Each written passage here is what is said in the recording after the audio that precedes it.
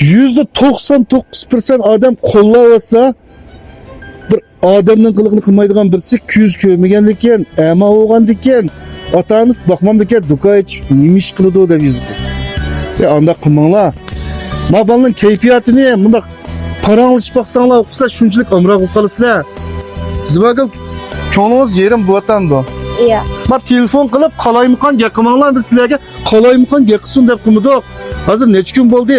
Oldingi kun ko'rgan do'konning ichida ozroq o'zgarishib qoldi. Shunchalik yaxshi e'tiborlarni qilgan u yerdimmi? Lekin men uyiga orliq sal jiroq bo'lib qoldi ekan deb anoniki men ko'ni shahar rayonidan ko'ribdi-ku. Do'konning ichini ko'rsatmayli. Bunday bir yan tarafini ko'rsatib qo'ying. Qilgandan bu do'konning qurilma ve başka cihetten şundan yaxshi ekanligi mashina to'xtash o'rni qulaysizki.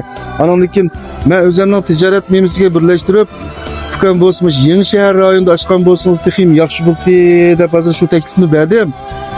Hozir apsi cho'ngda sizlar mush do'konlarni ko'rgilmayaga chiqqan.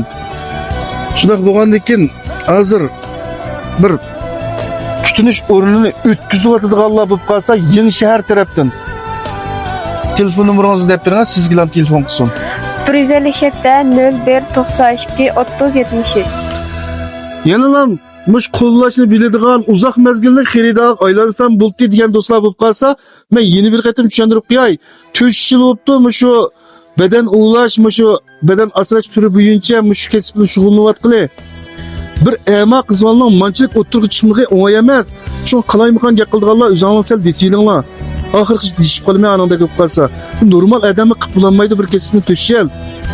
Lekin yana iyilik tilayman, menga o'xshash tirishadigan unda o'zim yeyib bo'lib qolsam, qalbim yeyib bo'lmagan do'stlarni shogirdlik qilib turib, birga taraqqiy qilma deganlik uchun osh gap yarab ketib turib, nima singlimizning qishida. Buningdan keyin davomli yana xizmatda bo'lamiz.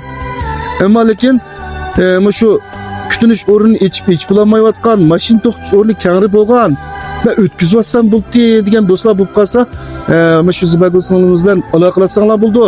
Yana ko'rishamay qolib qolsanglar, menga ayrim uchur qilsanglar va o'zim ko'rishib, do'koningni ko'rib billa, shu oilasi bilan billa muvaffaq bo'lib qolsa o'tkizib olamiz. Yana aldaydiganimiz shuncha ko'p do'stlar yurak berib qo'llab beribsizlar. Men yana davomli sizlarning qo'llab turganinglarga umid qilaman. Ham ishinima Sinonlar salomat bo'lsin.